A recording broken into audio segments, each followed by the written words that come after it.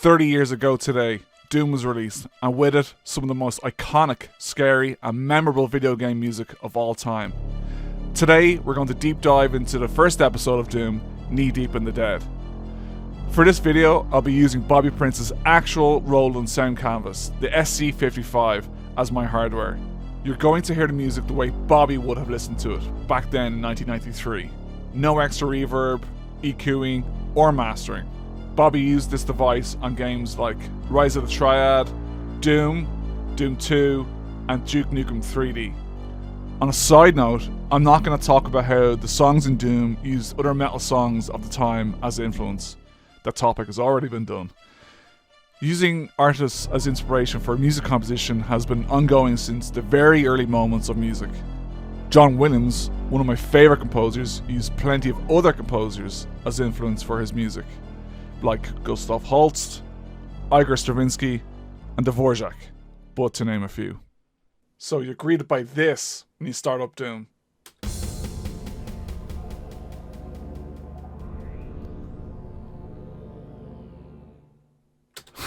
So what is it? So it's a lot of things. So we have piano, timpani, synth strings 2, halo pad 2, tom, echo drops, organ 3, a vibraphone, guitar harmonics, and drums. So it's a lot going on there. So let's have a look at the harmony, see what the harmony is doing. So here it is. It's the chord that sets the mood for Doom. It's the tritone. So here it is here. F and B, D and A flat, another tritone. So it's basically that on top of each other, two tritones stacked on the top of each other. And it gives a pretty crunchy, dark sound.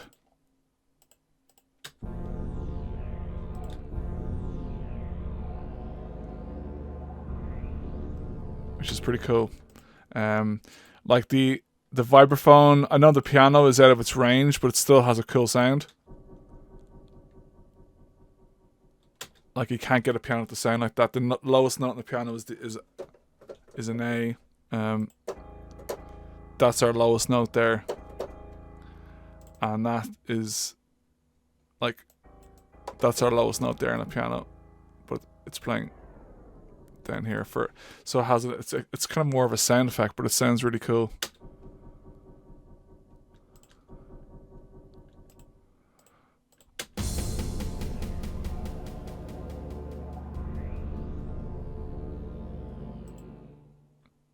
Yeah, it's really cool, really evil. It's very evil sounding. Right, let's get into it. E1, M1 at Doom's Gate. So, probably one of the most iconic songs in Doom. E1, M1 at Doom's Gate. What can I say about the song? It's, it's so recognizable. It's been used in the new Doom remakes. It's awesome. Let's have a listen to it. So what's pretty cool is we have two guitars, one distortion guitar and one overdrive guitar, and the blended them together gives a kind of a slightly different timbre. And also, if we look at the SC55, you can see that the overdrive guitars has 40% reverb sounds, and then the distortion guitar has 127, which is full reverb. So it's very deep sounding. And it gives a really cool sound when the distortion guitar comes in. So the overdrive starts, and immediately you hear the distortion guitars. They're very cavern-y, kind of churchy sounding, which is pretty cool. What makes the song is the tritone, which is really evident in the E and B flat.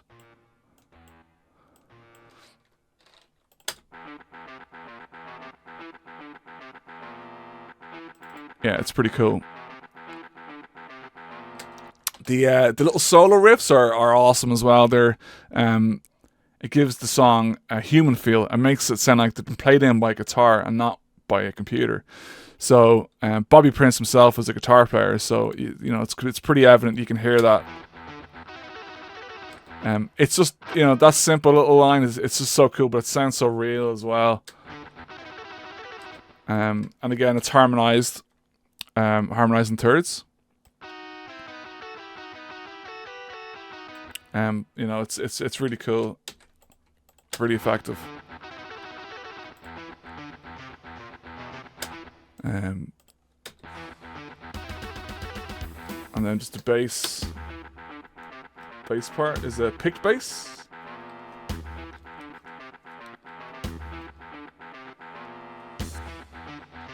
And that's also 127 reverb. So full reverb on the bass, which you can hear. It's quite echoey.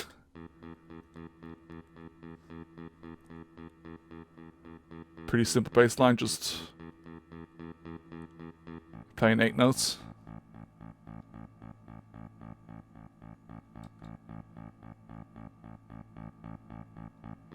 And then we go to the drums. Let's go to the drums here. 10. Drums are always on channel 10. So we can see here they're on about 50 for reverb.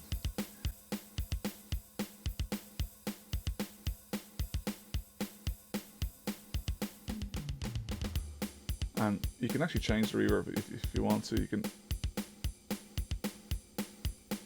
shut up really loads, but it's interesting to note that other games like at the time Kevin Schilder for Heretic used similar style of harmonies. He used the tritone as well, and I asked Kevin on my Composer's Play about that, and he said he took influence from Bobby, and he said he loved the music from Doom and tried to make that, but in a medieval kind of fantasy world way. So yeah, I thought that was pretty cool. And then other games like Descent as well, you can clearly hear the tritone in there.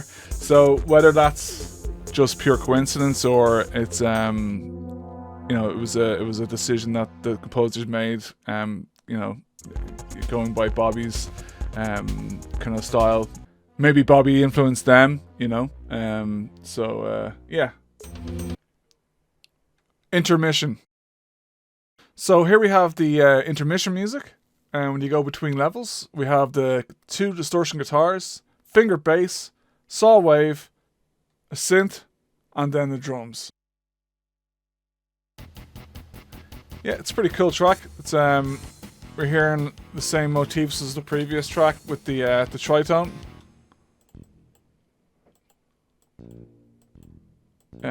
The E and the B flat, common theme. That's throughout the Doom soundtrack.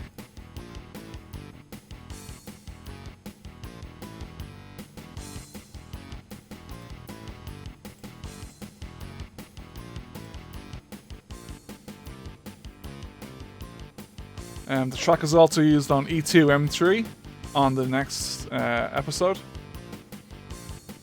E1 M2, the Imps song. So yeah, this is E1 M2. We have strings on our first channel. We have synth strings on our second. We have slap bass on the third. We have a saw wave on 4, a harpsichord on 5, and then drums on channel 10. The song is using a blues scale, and so this song is using a blues scale. It's F sharp, which then goes to the 4th chord of the blues scale, which is B, and then it goes to the 5th, which is the C sharp, back down to the 4th again, and then back to the root of F sharp, and then the song repeats. So then the saw wave comes in on top of the slap bass to give it some thickness. So this time the harpsichord is playing a major third, then into a minor third. So it's going from major to minor. it's a pretty cool effect. You'll hear a lot of the songs doing this. This is what kind of gives Doom its kind of signature sound. More cool stuff here. You can see lots of MIDI CC message information. So with the strings, it's bringing it up and down the volume. So Bobby used a lot of CC message information changes, which is basically just telling the instrument to do certain things. And in this case, we have the strings, and there's a volume change happening. That's automated. E1M3, Dark Halls. So this song's a pretty simple little track, but it's a really cool ambient one. We have strings on channel 1, both glass on channel 2, and then we have the drums on channel 10. So I always wondered why this song was called Dark Halls, and it might be due to the fact that there's a blue key at the end, or near the end of the level, where you trigger it, you walk over, and then the whole room goes dark and then you turn around, there's a few imps shooting at you. So I'm guessing that's why it's called Dark Halls. But the music suits it superbly. It has this real eerie feel to it. And if you look at the bow glass harmonies, we can see there's more tritones. The C sharp and G then goes to a C and F sharp. So more tritone goodness. And then the drums are playing a pretty simple little bass drum, snare drum pattern. Nothing too fancy, but pretty catchy. The one thing about Bobby's writing is all his parts were so catchy. Like the drums are so catchy. I'm a drummer myself, so when I hear a drum part and it sticks in my mind, that's always a good thing to me. So yeah, it's pretty cool. Yeah, it's a cool piece because it just pedals a lot. There's a lot of pedaling, which is basically one note that just stays the same, and then there's chords on top that change. So we're getting it's just sitting on E flat, and then we have the harmony then changes over that, which is pretty cool. Very effective.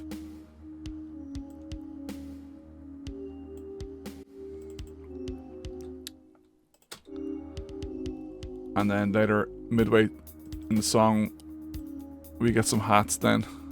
Hi-hats that play. Kind of a nice groovy pattern. Kind of a 16 note pattern. Which is pretty cool. If we isolate the hi-hat pattern, it's actually pretty cool. Let's have a listen to it. Let's just take off. Let's just get rid of these, and we'll hear the hi-hat pattern.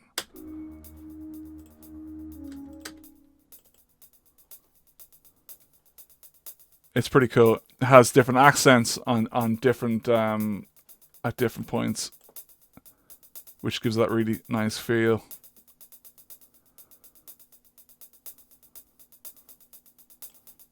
Yeah, it's cool. Gives it a really nice groove. Then later on, switches to the ride. Slightly different groove, kind of swung as well. It has a bit of a swing feel to it.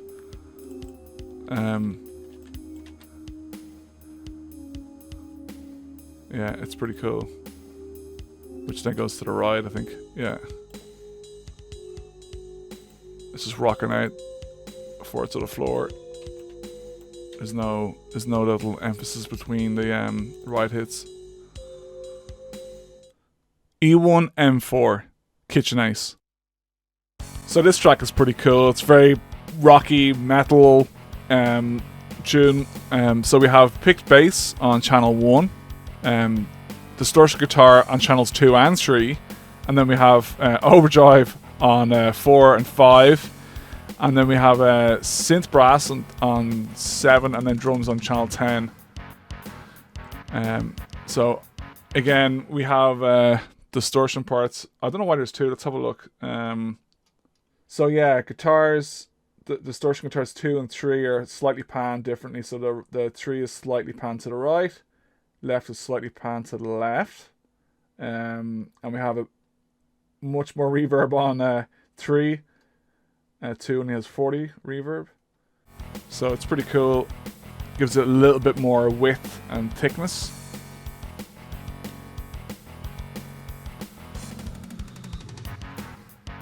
And I always love that right at the end of the bass, it just pitches down.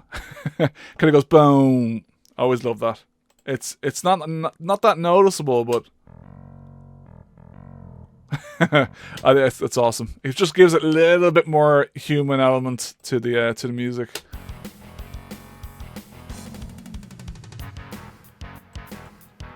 And we got some nice little drum fill there at the start.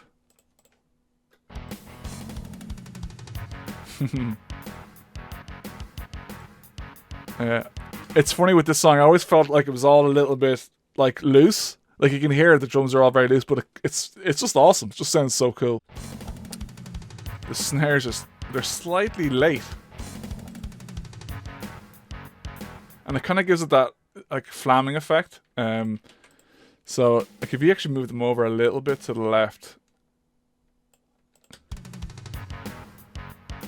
it doesn't sound as good. I don't know. It just sounds like it's been played in by a real drummer because of this kind of, you know, it's cool. And again, like Bobby Prince's riffs are just so catchy. Like all the songs from all the Doom songs are all super catchy. And then we hear the very noticeable Bobby Prince harmony changing in thirds, harmonizing in thirds,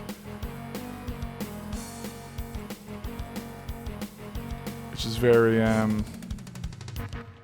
you can hear it's very Bobby Prince. Let's have a listen to it.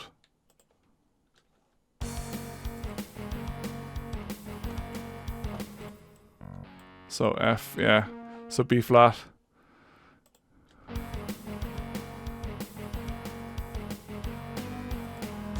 Very cool.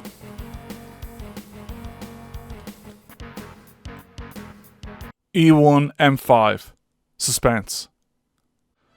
So this is probably one of my favorite songs on the Doom soundtrack.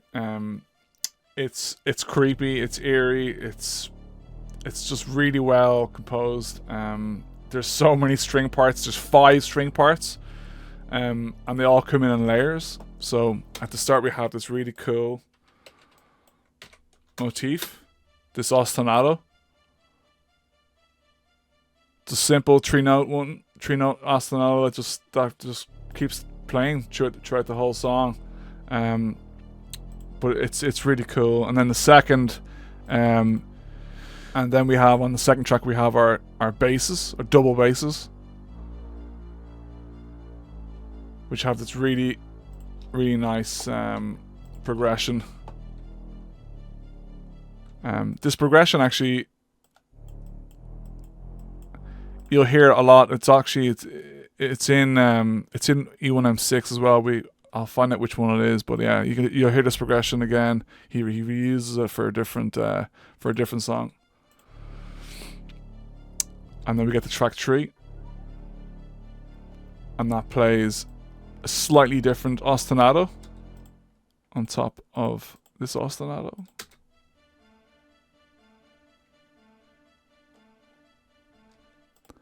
And then we get, which is actually this noise. It sounds really creepy and scary, but it's actually a fret noise from a guitar, which is really hilarious. But it just sounds really cool down there, you know. Bobby was very inventive with using, the sounds that he had and making them sound cool. So see, now you start to hear. Starts to become more audible, starts to sound like a fret noise, but down there it sounds like a scary sound. Yeah, it's pretty cool. And then we have the 4th string part come in.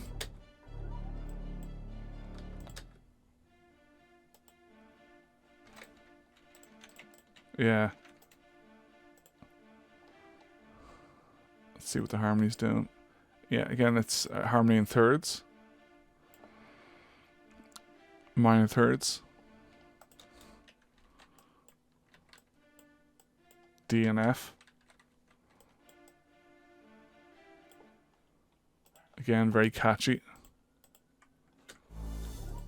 And then we have a channel with a reverse symbol, which is always cool. And then the last layer of the strings, the fifth layer, which I think is playing an octave up on the fourth layer. Let's have a look. No, it's actually a fourth. It's actually a fourth. Yeah, it's pretty cool though.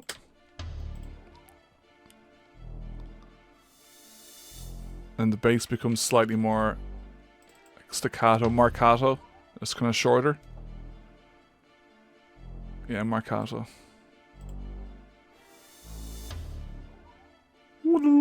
Yeah, I always love that sound. I did not know that was a fret sound until I investigated it later on. But yeah, it's pretty cool. One of my favorite tracks, definitely. And then the last track, we just have a floor tom that comes in every so often.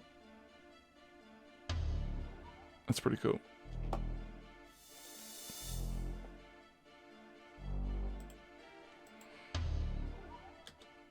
E1 M6 on the hunt.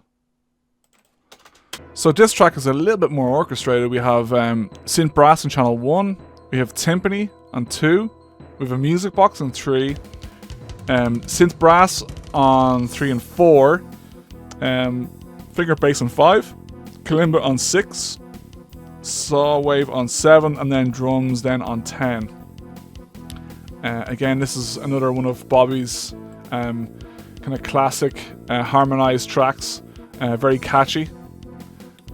So we have the kalimba coming in as well, playing a semitone trill, which is pretty cool. E to B and then E to F, back down to B to C. This one's also using a blues progression. So starting off in E, and then goes to A, back down to E, and then to B, which is the 5th of that scale, and then back to the 4th, and then back to the root, which is the 1, which is E. And then the saw wave comes in and harmonizes in thirds again. Anytime I hear that, I always immediately hear Bobby Prince's writing. So, and we have a cool drum fill here, so listen to this. Yeah, I do like the start, I like the temps. And then the trill, the B to C. Semitone trill, which is really cool. Yeah, again, another tritone. Hammering in on the synth brass. But he's put in an extra E in there to give it more crunch. Yeah, another cool track.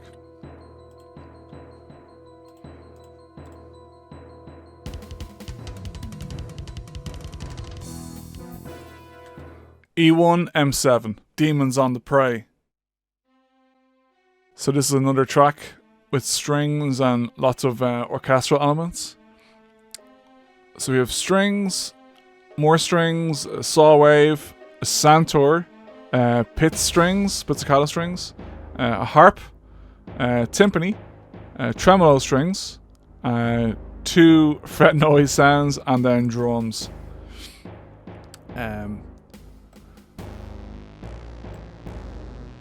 So we hear on that the bass, the saw wave, that very familiar sound.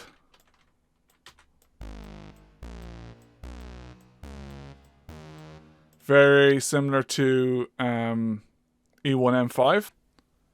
Yeah, it's using a similar minor progression, just in a different key.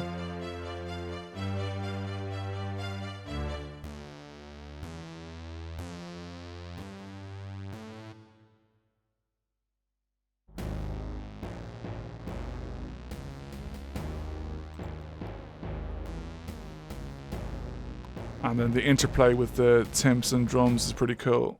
They're not always playing together, they're playing off each other.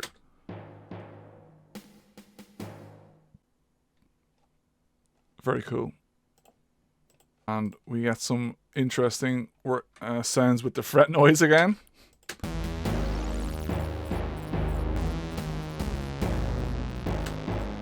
Which is really cool.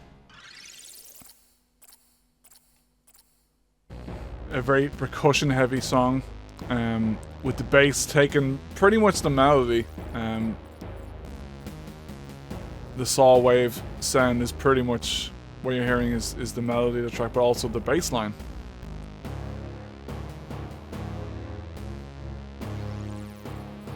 So another example of you don't need to have a melody, but if your bass is doing the melody, that sometimes works really well.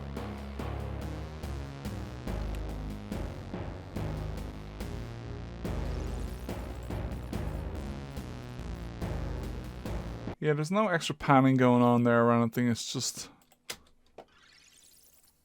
Oh yeah, there is panning on the first fret noise sound. Actually, let's have a look at the panning. Yeah. So it's panning from left to hard right. That's pretty cool. What's going on here? So yeah, more tritone. C to F sharp. To E flat. To A. So it's just tritone down from E flat. That's a tritone down from E flat, back up to C again. And then it speeds up.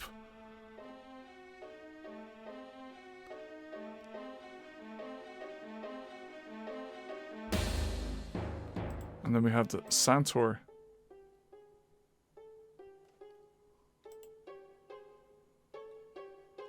And with the harp.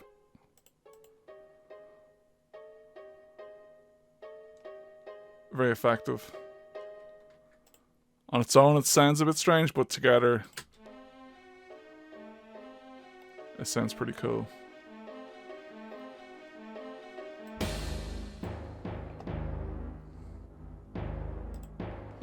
E1 M8, Sign of Evil. This is probably my favorite track of the Shareware episode in Doom. It really gives you a sense of foreboding and an ending to the episode. It's a lovely track, so let's have a listen. So we have synth drum, 3 choir as, synth drum again, a higher synth drum, the overdrive guitar solo, tremolo strings, and then we have drums then on channel 10. So we just look at the overdrive guitar. And it's really awesome. Like, if you look at the pitch bend, it really gives a nice feeling, a nice human feel to the MIDI. Pitch bend up, and then pitch bend down. It's really nice.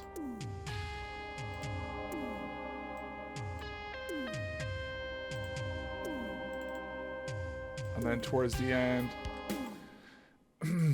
you can see a pitch bending, but it's slightly flat.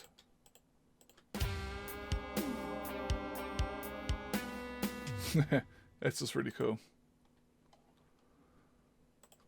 There's not much else to say about this track. It's just very memorable and a really awesome one.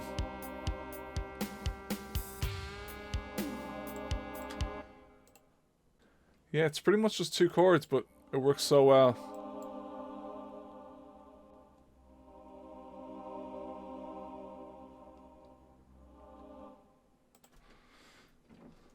So it's like yeah, just 2 chords. Again, you have that clashing tritone. and resolves to G minor. E1 M9, Hiding the Secrets. So this is a pretty cool one. Again, similar style of harmonizing like the previous songs. We have 3 distortion guitars actually, 1 and 2 and 3. A fingered bass, a synth, violin, another fingered bass again. I don't know why there's 2 tracks with fingered bass, but there you go. A viola, a cello, and another violin, and then drums. So they're all playing in unison, they're all playing the same together.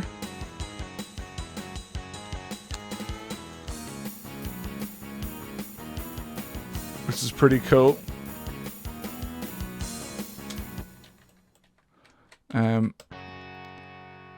Yeah, they're all kind of playing power chords. Pretty rocky, but pretty awesome.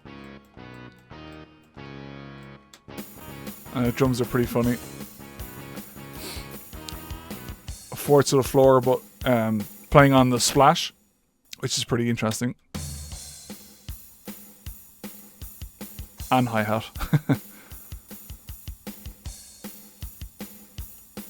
Again, also a very catchy earworm of a track.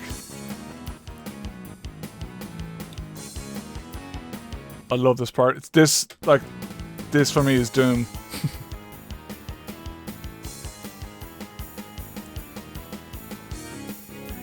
And then the violins come in, the string section comes in.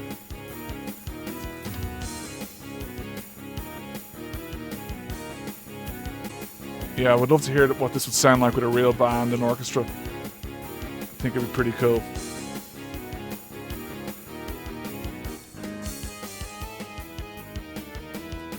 So the victory screen music, this happens when you beat the game. So we have a Halo pad on track 1, and we have a clav. On the next track we have an acoustic bass, double bass. We have a strings on the next 2 tracks. Then we have a timpani, and then we have drums then on the last track. And yeah, pretty cool track. It's got strange instrumentation, clav, kind of synth pads, strings, timpani, but it works really well. It's really effective. Yeah, so that's it. We've come to the end. I just want to say happy 30th birthday, Doom. Thanks id for making an amazing game. And thank you, Bobby Prince, for making such a memorable and fantastic sounding soundtrack. If you want to watch my other videos, I do a playthrough with Bobby and we talk about the music. And yeah, thanks for watching. I hope you enjoyed it and I hope you learned something. And I'll catch you again next time.